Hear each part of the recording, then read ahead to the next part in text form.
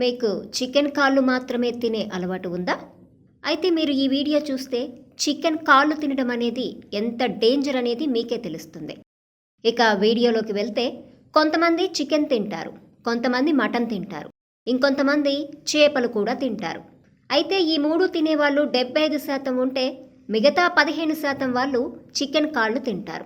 మనకు మార్కెట్లో చికెన్ కన్నా చికెన్ కాళ్ళు చౌకగా దొరుకుతాయి. అయితే సైంటిస్టుల రీసెర్చ్ ప్రకారం ఇటు మనుషుల కాళ్ళ నుండి మొదలుకుంటే జంతువుల కాళ్ళ వరకు కాళ్ళల్లో ఎక్కువగా కాల్షియం ఉంటుంది. అన్నిట్లో ఉన్నట్టుగానే చికెన్ కాళ్ళలో ఉంటుంది.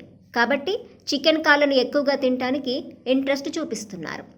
అయితే మీరిప్పుడు చికెన్ కాళ్ళు తినటం వల్ల ఎంత డేంజర్ అనేది మీకే తెలుస్తుంది.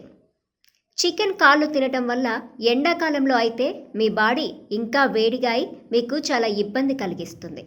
అదే చలికాలంలో కనుక మీరు దీనిని తింటే మీ బాడీ చల్లగా అవటమే కాకుండా ముఖం మీద చేతుల మీద దురదలు వచ్చే ఛాన్స్ ఉంది.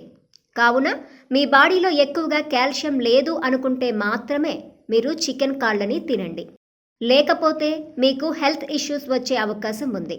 చివరగా చెప్పేదేంటంటే చికెన్ కాళ్ళను తినటం ఆపేయటమే బెటర్.